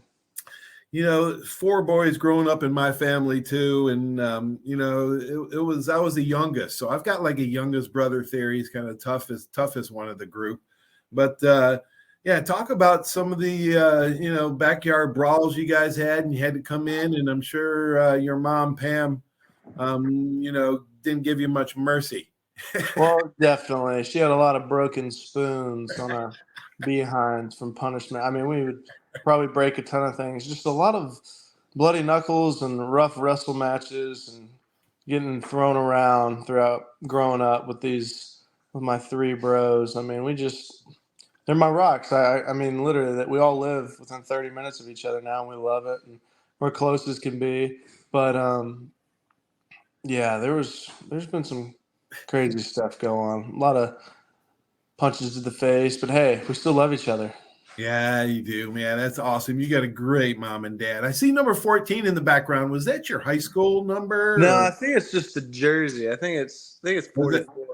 Oh, is it 44? Because that's your number with the Bengals now, 44. Yeah, that is 44. What was it like growing up with your dad, who was an NFL strength coach? I mean, you were born in Green Bay, but your dad was, of course, a strength coach for the Packers. And when you were a little kid, I guess, Brett Favre was your dad, our best friends. Talk about growing up with your dad, who is one of the most humble guys I have ever met in my life. I love your dad. Yeah, he's a stud. But it was a blessing. I mean, growing up when he was with the Packers and the Seahawks, I didn't really know too much about that. But when I started getting to the middle school and high school level, when he was with the Browns and the Chargers as a strength coach, I started realizing what it was, and honestly, just what those guys were freaks of just nature playing football. And so it was kind of cool because, like, when I became a freshman in high school, when I was living in Abilene, Texas, I told him I wanted to play college ball. So I asked him for some help. And so he'd let me come out during the summer and train with the rookies. Like when he was with the Chargers going into my junior and senior year, he let me come out and just work out on the side and sometimes run with them, this and that, which was such a blessing because I get to work out with guys like Manti Te'o, Denzel Perryman, and Eric Weddle, just guys like that. And so it definitely, I think, helped in the long run. Realize the perspective and what it takes to kind of pursue the level of the NFL. And it's been a blessing, though, just growing up around it. How lucky, man. I mean, your dad was an NFL coach. I mean, he knew, he's trained some of the best athletes in the world. So he kind of knew at a younger age, to have you guys working out to maximize your performance. But he's also adapted over the years. What does he say much about strength conditioning that has changed over the last 10, 20 years? Because he's been doing it 40 years now. Oh, he's at first, when he first got into it, it really was nothing. Like, there was really no strength and conditioning realm, so to speak, during the time when this was probably 40 years ago, 40, 50 years ago. But easy, my sophomore year, easy. There you go. But he said, there wasn't. And so they started progressing to weightlifting, this and that. And there was the steroid phase where everyone was kind of juicing, yada, yada, yada. And then they realized, it's probably not the best for you. But from an athlete perspective. But he would say it's probably gone from true weight training to lifting weights strength-wise to more of a speed and biomechanical sense, learning how to move. You got to move. And so, but that is through time. I think there's been a lot of it. He would be able to speak on it more than me. That's for sure. Yeah, I always have him on my show. Let's talk about your days at Baylor University. 2-time second team all conference, and you had a great junior year and your senior year pumped, and then did you hurt your knee in the middle of their senior year? Yeah, Was it ACL as well, Clay? It was the other knee. I hurt this knee like 7 weeks ago against the Chiefs. And then the other one was my senior year against the Texas Tech. I caught an interception against Texas Tech, and I was running back, and it just blew out on me. Oh, my gosh, on a pick? Yeah, it was a bummer, but it is what it is. Man, I got to give you props. Dr. Andrews actually told your dad, I might be letting the secret out here, but he's so proud of you. He said you had the best athlete of anybody he ever did surgery on. Clay, come on, man. That's high praise. Where did you get your great attitude? I know your mom and dad both are like that. Well, I mean, I just try to take it a day at a time. I mean, I've been raised by two God-fearing parents, and I'm just grateful for everything. And I mean, it's at the end of the day, it's a game, and I love playing it. But I try to keep it optimistic, have a good outlook, because you never know what a day can bring. Yeah. Leave it all up to God. Yeah. Hey, I get you. I guess we'll start talking about football in a second, but your mom, she's such a tough lady. Is it true that she ran the Boston Marathon on a torn ACL? Mom, did you run one? Did you run a Boston Marathon on a torn ACL? Did you run the Boston Marathon on a torn ACL? Yeah. She said yes. It was scar tissue. Tripoli. Oh, Tripoli, hey. There's old mama. Oh, she's so funny, man. All right, let's talk some football. Let's do it. Yeah, I didn't notice. That's because I didn't know you tore your ACL or even got hurt in the AFC Championship game because your mom and dad told me you just jogged off like it was nothing. Let's talk football. The generation before was the Joe Cool. Before my time, Joe Namath was Joe Cool. Yeah. When I played in the 80s, your dad and mom know that Joe Montana was the man back then, yeah. Joe Cool. Now you got Joe Cool, Joe Burrow. Tell our audience a little bit about Joe. What's he like? I think he's a pretty good guy. I think he's a deep thinker. I think he processes information pretty well. Speaking of that, I was just playing a game with him.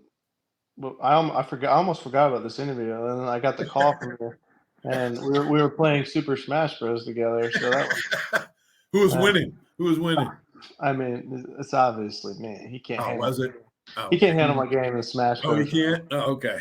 But he's a good guy. I think he's really down to earth. You would think from the outside looking in, people would think oh, this guy's a big stud. He's probably Mr. Stud walking around. Doesn't really want to talk with people, blah blah blah. But I think he's a very down to earth dude for his caliber and the position he's in right now. You guys got 8 linebackers, none more than 26 years old. Your whole squad, nobody over 30 except Thomas, your safety. Yeah. What a young squad. I mean, you may be the youngest in the NFL. It's a good future for you guys, but what kind of culture is Coach established there? Oh my gosh! If there's one thing that's done right, the culture we have at Cincinnati is just unbelievable. I mean, I think they did a great job bringing in guys in the locker room to make it a family atmosphere. I mean, guys just want to stay at the facility all day and spend time. We play cards, we do stuff at the facility with each other, and then even at each other's houses, we hang out. I mean, guys love being around each other, and I don't think that's every team. Most teams want to go home and just kind of get away after going to the facility, practicing this and that, watching tape, but not Cincinnati. And I mean, it's fun. It really is. It's a blessing being part of it. Who's your buddy in the linebacker room? Is Logan Wilson? I'd say Logan. I'd say Logan and Joe Bocci. Those two guys are guys I probably are closer with than the others, but all of them are awesome. All right, Clay, it's time for a rapid fire round. These are short, stupid questions that require short, intelligent answers. I love it. All right, dog or cat? Dog. Car or truck? Truck. Aaron Donald or Reggie White? Careful, your dad coached under the Reverend. God, that is so tough. This is a short and quick one. I don't know if I'd have to say Aaron Donald just because it's the new age. Dad's gonna hate on me for that one. Early bird or are you a night hawk? Early bird. Talent or intangibles? Man, that's tough. Because I want to say a little bit of both. Yeah. Talent. Boat or motorcycle? I'll go motorcycle. Offense or defense? Defense. Meat or seafood? Meat. College sports or pro sports? I'm a pro sports fan. Rap, country, or rock and roll? Rock and roll. Oh, boy. Twitter, Facebook, or Instagram? Instagram, if I had to pick one. You're not a big social media guy? No, I'm not at all. All right, water skiing, snow skiing, or no skiing? I'll go no skiing. I like land. I'm a land critter. You didn't have a boat? You're not a boat person, water guy? No? I stick to the land. I have no problem with it, but I like being on land. Snow skiing's fun. That's true. I mean, that is land, I guess. What am I thinking? But I'm a weenie, I guess. Favorite sport other than football? I'm just trying to think because, I'm a big ping pong fan, but I'd have to go basketball. All right. Ping pong? You like to play ping pong? I do. Do you play mom in ping pong? No, she crushes me in racquetball. I know that. They're so good. Probably in basketball and tennis. She could probably beat you in tennis, too. Yeah, she's stud, but I'll go basketball for sure. All right. Favorite actor? Do you have a favorite actor? Ooh, that's tough. I was a big – oh, my gosh. I like Mel Gibson, Schwarzenegger, and Tom Cruise. But if I had to pick one of the three, I'd probably go Tom Cruise. All right. Now, if you had one person that is dead or alive, doesn't matter, that you'd love to have a dinner with, talk. Definitely Jesus. Yeah. That's cliche. I mean, how could you not, right? If you I hear people get asked that question all the time, and they're like, some Hall of Famer or somebody. Yeah. Like, how could you not pick Jesus? Yeah, 100%. I would pick him. But if I couldn't, if he was out of the equation, I'd probably pick my dad's dad, the grandpa. Oh yeah, old Papa. Your dad's dad? Yeah. Oh my gosh, I knew your dad really well, but I didn't know your grandfather.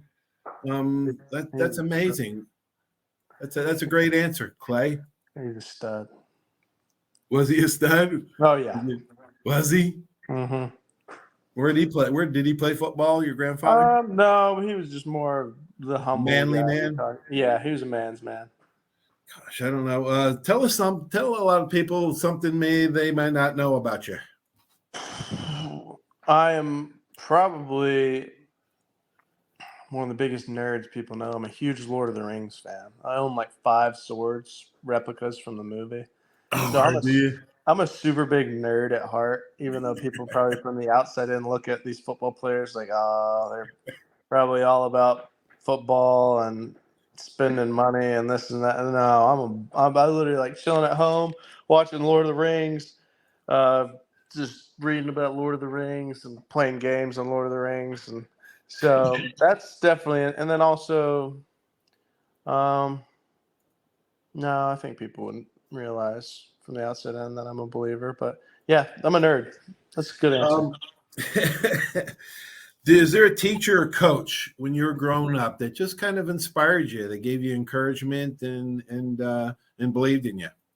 I probably have to say my dad obviously is number one, but if I had to pick someone outside of family, I'd say I had a coach in high school. There's people throughout, people throughout when it comes to junior high, but in high school there was one coach named Coach Martin, and Coach Martin was he's now the head coach at Abilene Wiley. Mm-hmm. But he made football. He was our D coordinator at the time when I was playing, and he was so intense and so just made it fun. It's I enjoyed playing football for that man for that reason. Yeah, absolutely, man. I know exactly what you're talking about. All right, the big tackle in the playoffs a couple years ago against Henry at the goal line. Tell us about that play. Was it were you were you supposed to have contain on that play, or were you making a read and just shooting down the line? Honest to God, you're right. You have a good point. Like, because if they ran a naked bit, if they ran a naked keep, and he just would have went into. We had a blitz on, so I was supposed to blitz, but I was supposed to stay like deep as the deepest on the very edge and don't let anything get outside there.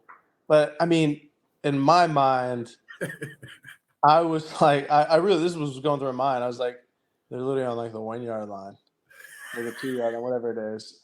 Derrick Henry just came back 8 or 9 weeks from the injury, and all they do is give him the ball constantly. I was like, he's getting the ball. So I just said, I'm going straight towards him. So yeah, I had the blitz on, so I had to go to do it. But I mean, yeah, thankfully they gave him the ball, and there wasn't a keep.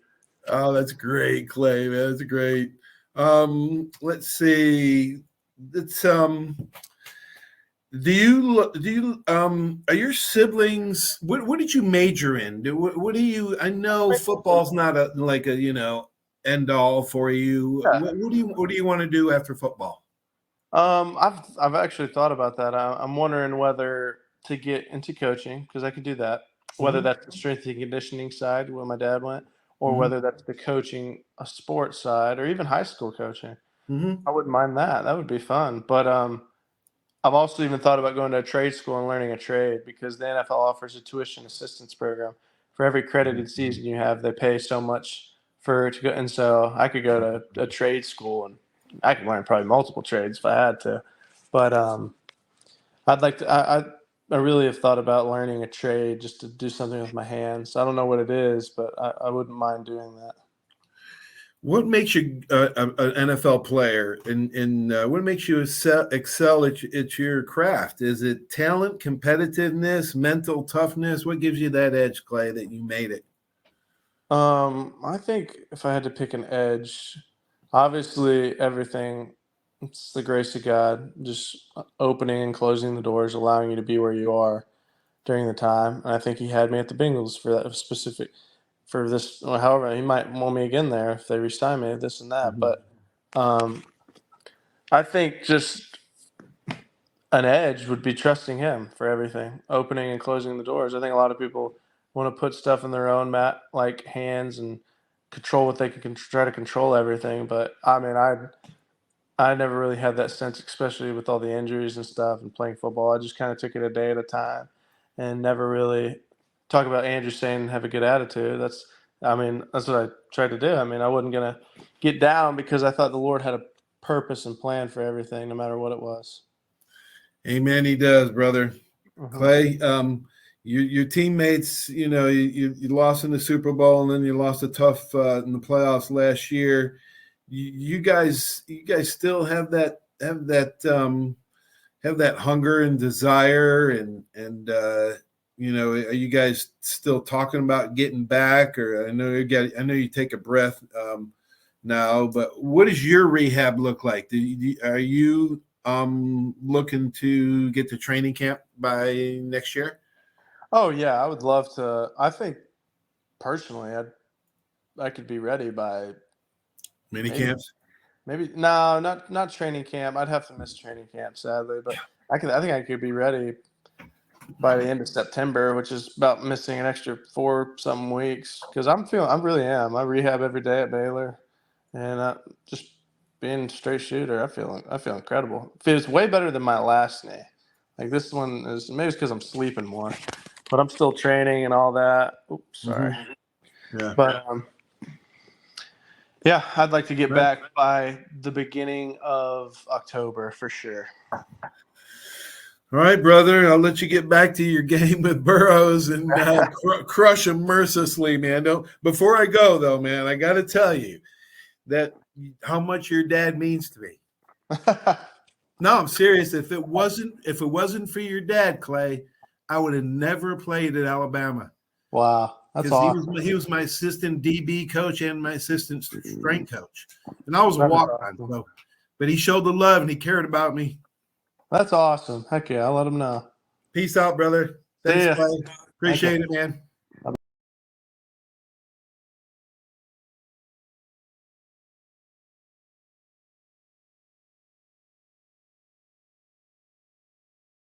Barnes Heating and Air is a proud sponsor of Alabama football, serving the entire Pensacola community for over 50 years. Barnes Heating and Air is passionate about providing customers with world-class air conditioning and heating repairs, sales, and installation. Barnes Heating and Air is family-owned, insured, and committed to quality. For a free estimate, call 478-0141. Barnes Heating and Air is #1 in customer service with service calls 7 days a week. Call Barnes Heating and Air, 478-0141, and roll Tide. 75 years of service and high tech today. It's Pensacola Glass Company at 433-8348. High tech is a term often applied to advanced services and products in today's marketplace. And today, glass is much more than the simple painted brittle, see-through stuff we hit baseballs through when we were kids. Glass is now a product with unique flexibility in both performance and application. And Pensacola Glass Company is growing right along. That's Pensacola Glass Company at 433-8348. Are you riding around in a filthy vehicle? Dirty car no more. Visit Ronnie's Car Wash today to get it shining in no time. They have 3 convenient locations with another coming soon. The unlimited monthly wash packages start as low as $14.95 per month with free vacuums, multi-purpose spray, and towels. Visit them in Gulf Breeze, Navarre, Fort Walton, and soon Crestview. Don't wait, wash today. Be sure to see Ronnie's Car Wash on Facebook to see the latest specials and discounts. You'll be riding and shining in no time.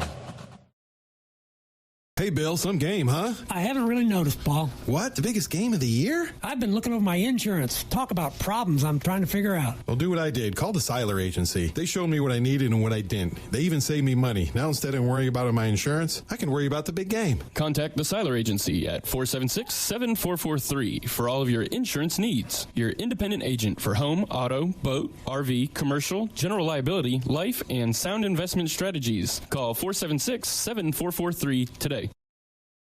Did you know there's a place where you can get good neighbor service and surprisingly great rates on your home and auto insurance? Yep, and that place is, ta-da, State Farm. Here's the deal. State Farm agent Will Rentschler is your go-to agent in Pensacola, Florida for the service you deserve at the price that you want. So stop shopping around. State Farm agent Will Rentschler has you covered. Call 850-433-4678 for your surprisingly great rates today. Like a good neighbor, State Farm is there. Legal disclaimer, individual premiums will vary by customer. All applicants subject to State Farm underwriting requirements.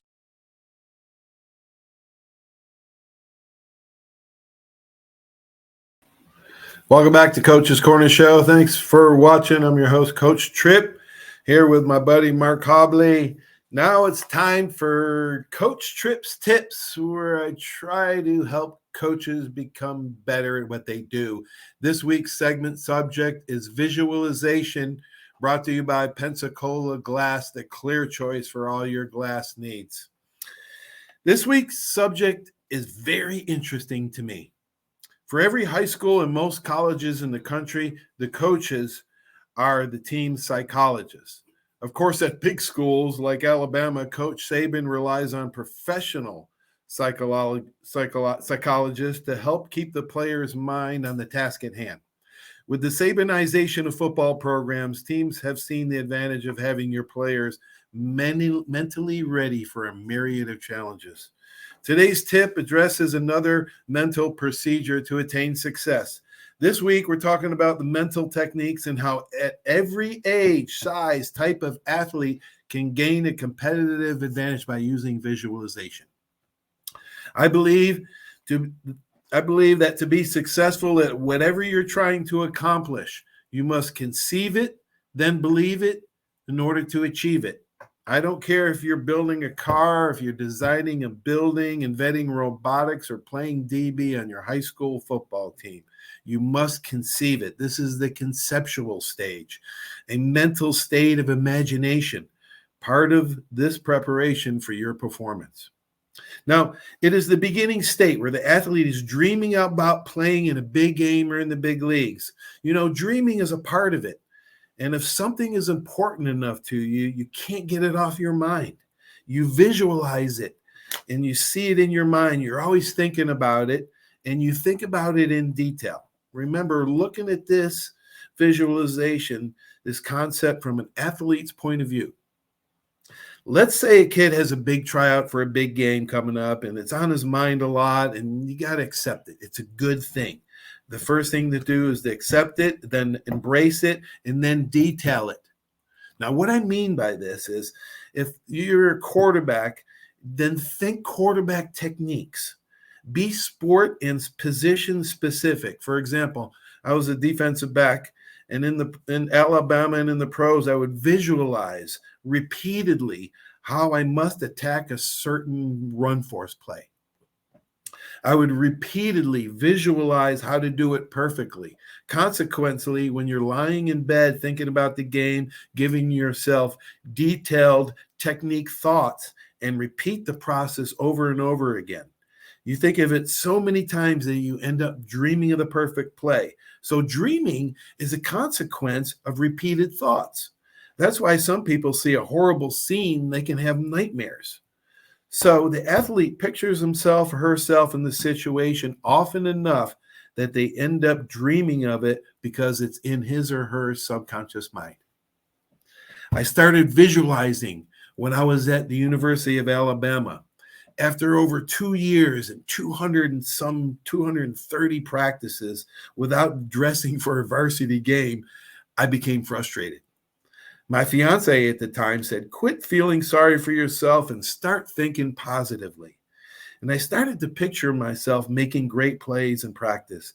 And before long, I started seeing results. Now, whatever sport or position the athlete is playing, they can repeatedly picture themselves in a game situation. And the outcome is always positive and always a winning solution in their mind and thoughts. I'm not a psychologist. I only play one here on the show.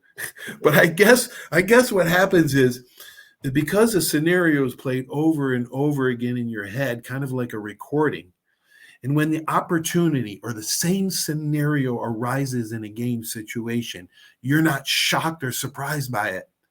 You feel comfortable addressing what to do. You don't have to think about it. It just comes naturally. It's like deja vu all over again, to quote Yogi Berra. You picture it enough times that it felt natural to make the play because you had already played that game over and over in your head 100 times. I think what happened was I was so vivid in my visualization that I fooled my brain into thinking that the incident had already happened. I knew the proper response and became second nature, and things slowed down. When I say slowed down, I mean you're in that zone that you hear athletes talk about all the time. Greg Litton talked about it, being in the zone in the 1989 World Series at bats. The game starts to slow down. It comes with experience. Because the quarterback position in the NFL has such a steep learning curve, you hear them say after a year or two in the league that everything slowed down. It was a lot bigger jump for me from high school to Alabama than it was from Bama to the pros. But even today, high school football seems so slow motion to me. When I coached, I taught my players to use visualization concepts as part of my coaching style. When should you use visualization, you might ask? Well, my answer would be at night, right before you go to sleep. And you know, teenagers' minds tend to drift off subject and it's hard for them to meditate, but I stress to them to do it the night before a game, right before they fall asleep. Now, not many coaches use or teach visualization to their team, but they should. If you talk to most elite athletes, they all use visualization. Even the great Native American Jim Thorpe used visualization over 100 years ago. That's right, Jim Thorpe was a dominant football player, running back and defensive back. The best DB today in the league wins the Thorpe Award to this day. He was also a Major League Baseball player, Jim Thorpe was. And of course, he was the best track athlete in the world until Bo Jackson come along. This story about Thorpe using visualization is leading up to the 1912 Helsinki Olympics, where he won the pentathlon and decathlon going away. This excerpt comes from the book Path Lit by Lightning, the meaning of Jim's birth name, Wathohuk. The biography is authored by David Moranis, who's a great biographer, and I think he wrote Vince Lombardi's book, When Pride Still Mattered. This story, it was in Stockton that Johnny Hayes, a member of the New York's Irish-American athletic contingent, marathon gold medalist in 1908, and the marathon coach for the U.S. team in 1912. He witnessed Jim's training attitude. The Hayes account likely inspired Grant Lynn Rice's fabulous tale of Thorpe's encounter with Francis Albertini aboard the SS Finland. Quote, "One day I looked out from our quarters in Stockholm and saw Jim get out of his hammock and walk to the sidewalk. I saw him walk off the mark of 23 feet. I thought he was going to do some jumping and was shocked that he thought he might try to do it on the pavement. He walked back to the hammock, climbed in, eyeing the 2 marks. For all I could see, that was the training he did for the broad jump. Not so fast, my friend. There was much more to it than that. As Thorpe later told his family, he was hoping to fall asleep in the hammock, but was kept awake by a lingering fear that he would mess up in the broad jump in his first event in the pentathlon. Figuring he would need a jump of 23 feet or more to win the event, he paced off the distance, visualized the jump, and realized he could do it and returned to the hammock. Anxiety eased. The notion that Thorpe was all brawn and little brains and that poor little Indian, oh no, it could not have been further from the truth. In his athletic endeavors, he had an uncommon ability to see and think his way through whatever he faced. Abel Kiviat, his shipboard roommate on the trip over to Helsinki, recalled that Thorpe could watch another athlete do something once, think about the performance, and duplicate it. Wow. One coach using visualization today is University of Miami basketball coach Jim Larinaga. That's right. He has brought the Hurricanes to heights they have never seen at that school before. He learned visualization 30 years ago when he overheard a youth tennis coach telling his players, picture their strokes in hitting the ball in slow motion. The coach was a University of Virginia assistant psychology professor named Bob Rotella.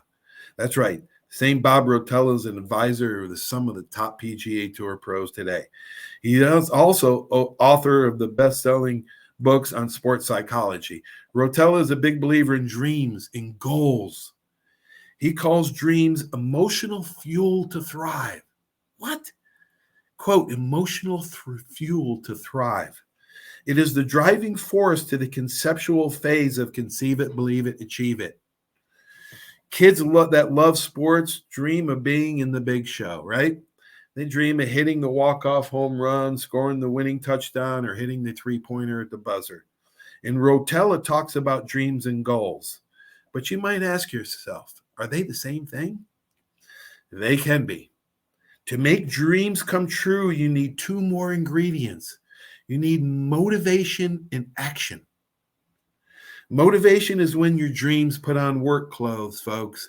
And a goal without a plan is called a wish. So you must actively work your plan, which comes from detailed goals.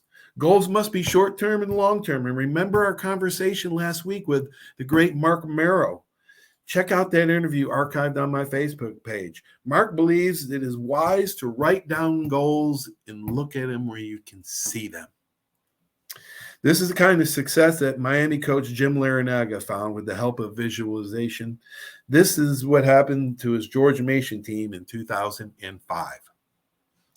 I saw in Sports Illustrated a story written by Luke Wynn. Bob Rotella addressed Larinaga's George Mason team before the season started.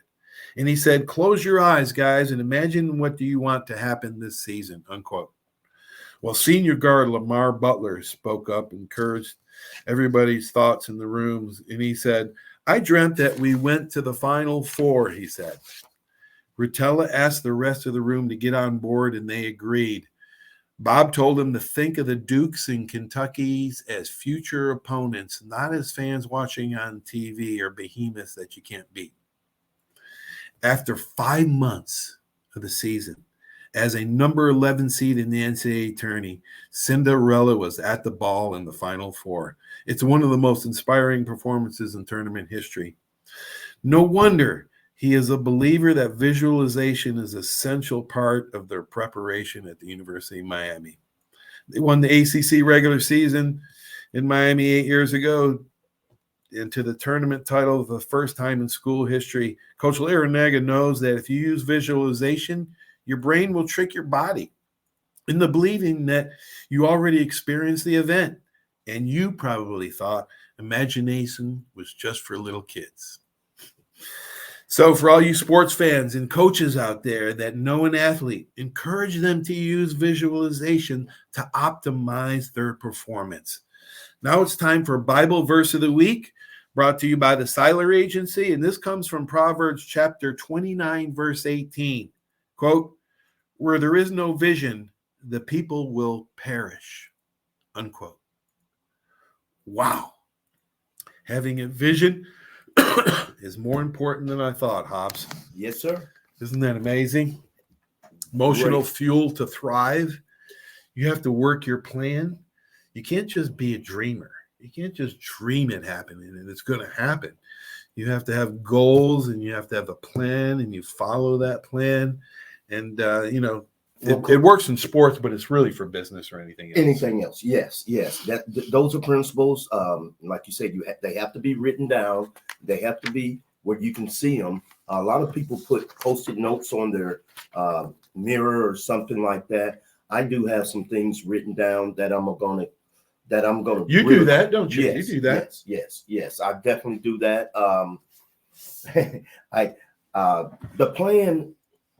The plan never changes, Coach. The plan never changes. You have to change, and the plan never changes, and you allow the plan to change you. And that's a good point. You got to make. We know what the goal is. We know what the goal is. It's just a matter of how we're going to go about that. Path Lit by Lightning. I love that. I love that book, man. It's a long book. It's a big book, but it goes into detail. Jim Thorpe's story. Path Lit by Lightning. That is his name, Wathohuk, which means Path Lit by Lightning. Isn't that amazing? Visualization. Hey, Jim Brown was very big in that, Coach. Oh, he was? Yes, sir. He said that he would run the play. He would start in the middle of the week, and he would run each play. And they might have had 100, 120 plays. He'd run each play 11 times for each defensive player on the field. So if you had 120 plays that you had to know, so he had to run each play 11 times. Oh, my gosh. No wonder he was so much ahead of his time. Exactly. Man. Jim Brown. Yes. Oh man, I love that book, Path Lit by Lightning. I don't know. I was reading it and just see so much. Huge. Oh gosh, you can relate to it. It's 600 pages. 600 pages. It took me a while to get through it, but it takes Jim Thorpe when he was a young guy and then went to the Indian school at Carlisle. And it tells about it's a full history, man. It doesn't hide anything. It talks about the Army, invading and killing American Indians in this country back in the day. And the most significant part of the book, I think, is when Jim and his classmates, Pop Warner was their coach at the Carlisle Indian, when they went to West Point and took on Army in a game. I think it was 1912 or 11, somewhere in there in the early. And now these were officers. These were Army guys. These were guys that went into war and they killed the Indians.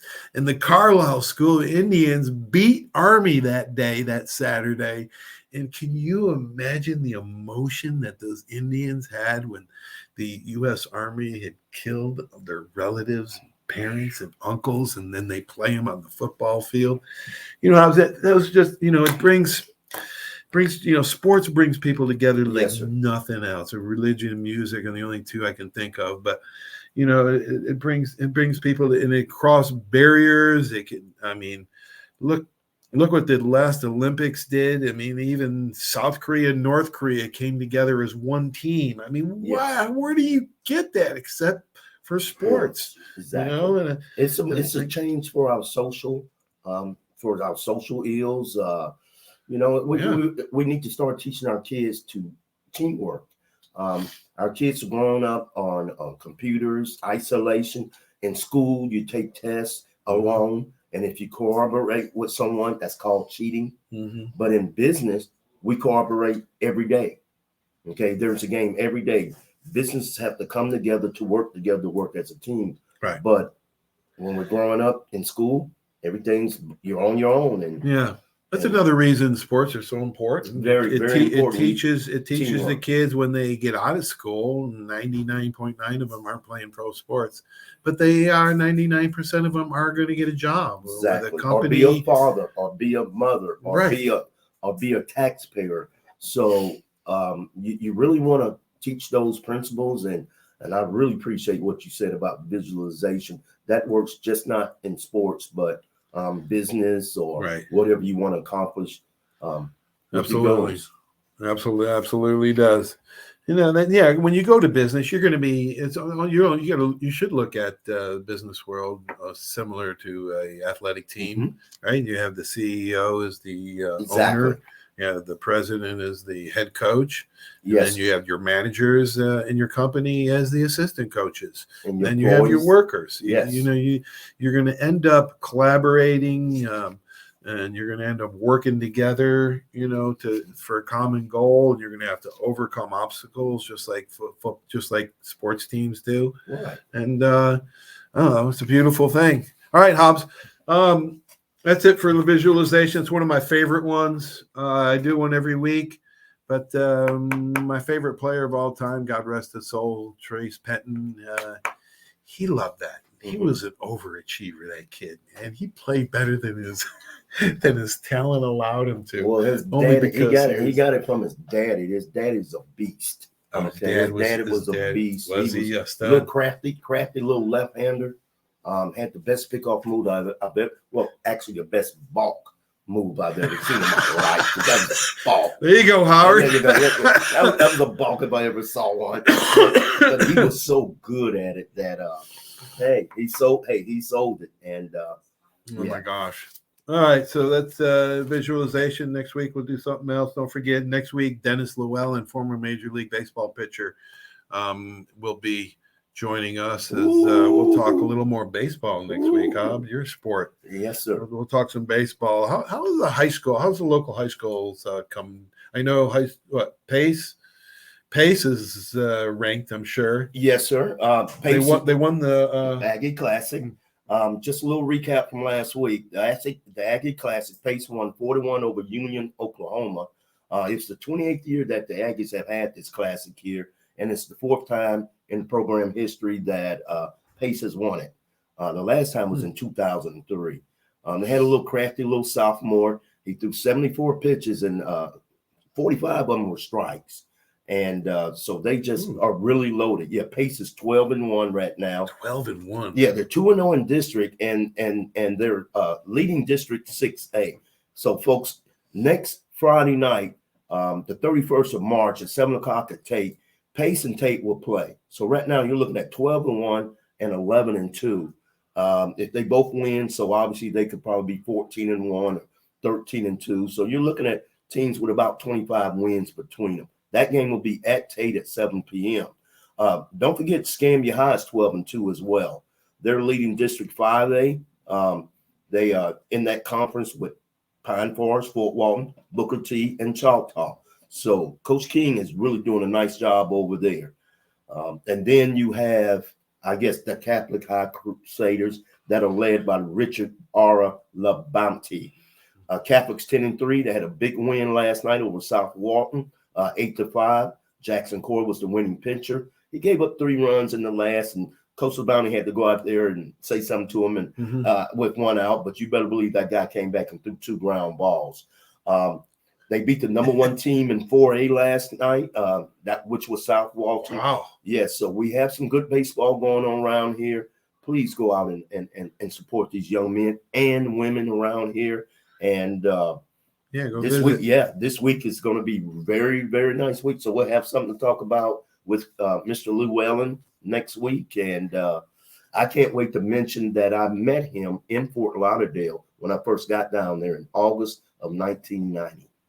So I talked to him one night. Oh, you did? Where yes, at? I talked to him at a baseball game. He was coaching third base. After the game, I went down. I said, hey, my name's Mark Goblin. I'm from Pensacola. And then that was it. He talked to me at least 30 minutes after the game. Coach Dennis? Coach Dennis, yes. That was August of 1990. Oh, my gosh. Yes. Well, he was, when he got done playing, which he had 7-year career in the 70s with Tommy Lasorda. We got to get some Tommy Lasorda stories next week from him.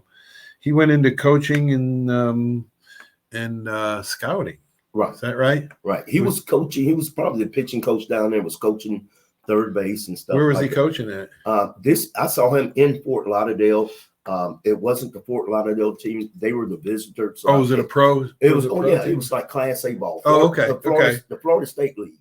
Oh, okay. Yeah. The game was about 5 miles from my house, so I just went to the game. Had no idea. I was just going to watch a game and then realized, Dennis Llewellyn. Oh, I know who that is. Yeah, he's from my hometown. I remember him, man. Yes. He's a little bit older than us, but yes, they had some really good teams. Coach, I had been out to Dodger Stadium. I had been out to Dodger Stadium twice by the time he had started pitching. You had? Yeah. You had? Mm-hmm. Did your parents took you out there to Dodger Stadium? To Dodger Stadium. When your parents took you all over the country, your dad was such a sports nut. Did you guys you guys were like part of the trip was going to see a game, right? Yeah, Coach, I went. Coach, we would go to in 1967 when we went up to the World's Fair. We stayed with a major leaguer, Johnny Joe Lewis, for St. Louis. He was with the Mets the year before they became the Miracle Mets. This is probably like 68. Yes, we stayed with him while he was playing with the Mets. Oh my God! In White Plains, New York, and then he would leave, go to the game, and did your dad know him from here? Yes, he went to Washington. Everything. People don't realize there are a lot of baseball players and basketball players. Everything had to come through the same junior high. Everything had to come through the same senior high. Everybody. Right. Everybody. They had to come through. And my dad was the assistant principal at Washington Junior High. So they all of them had to come through him. Yeah. Yes, they all had to come through him. So he got to be friends with him. Exactly. Like Harsh, that's why he coached Harsh Jones, Johnny Joe Lewis, Emmett's dad, and everything from, I would say, from the late 60s on back, they had to come through Washington Junior High. Because your dad played for Jake Gaither, yes, in the 50s, right? In the late 40s? Yes, sir. Late 40s. Oh, wow. Yes, sir. So he did see a lot of your dad did see a lot of transition here, a lot of transformation here in the league. Because I think when he left Florida A&M, I think they went to Korea. They had to go fight the Korean War, and when they kind of came back, it was like nothing had changed. So, wow. Yeah. So he saw a lot of transition, and oh my gosh, and we're blessed for a lot of those things. It's March Madness. I can't wait to watch the games. They're not coming on until later on. They're actually the XFL is worth watching. The football is pretty good football in that league. The rules are making it fun too. I'm a nut, man. I'll watch football. I'll go watch a Sandlot game over there and try to coach it or something. But all right, so we got to wrap up a little bit early. But everybody, we want to thank you for joining Coach's Corner. Again, Dennis Llewellyn next week. I want to thank Coach Jeff Burkhammer for coming on, Brad Bowes for joining the show, and, of course, Clay Johnston, Cincinnati linebackers, for taking the time with us to share his story. Hobbs, have a great sports weekend. Yes, sir. You do the same. Everybody out there, thank you for watching Coach's Corner. We'll be back next week. Don't forget, Tuesday night, if you missed part of the show or an interview here and there, we will replay the show Tuesday night, 8 o'clock Central Time, 9 o'clock Eastern. Have a great sports weekend, everybody. See ya.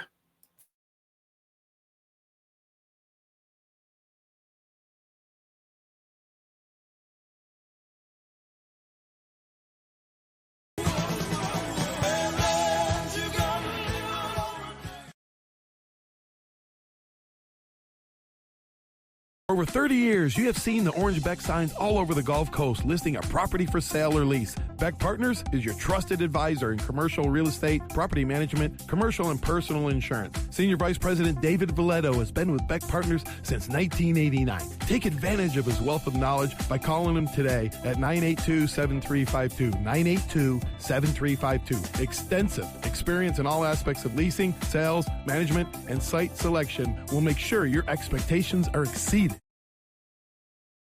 It's Ram Truck Month. Ram Truck Month at Hill Kelly with 0% financing for 72 months on 2022 Ram 1500 Bighorn Quad Cab models. At 1.9% financing for 72 months on 2022 Ram 1500 Bighorn Crew and Laramie models. During the Jeep Celebration event at Hill Kelly, save up to $6,686 on a 23 Grand Cherokee L Limited 4x2. Or get 0% financing for 36 months and save up to $3,000 on a 2022 Jeep Compass. Save up to $6,100 on a 2022 Jeep Gladiator Sport. Or save up to $4,000 on a 2022 Wrangler Unlimited Sahara 4xe. Text, chat, or shop 7 days a week at HillKellyDodge.com. See why we're the #1 Chrysler Dodge Jeep Ram dealer on the Gulf Coast. Nobody beats a Hill Kelly deal. Nobody. Offers on select models, rebates, and financing requirements apply. See dealer for details.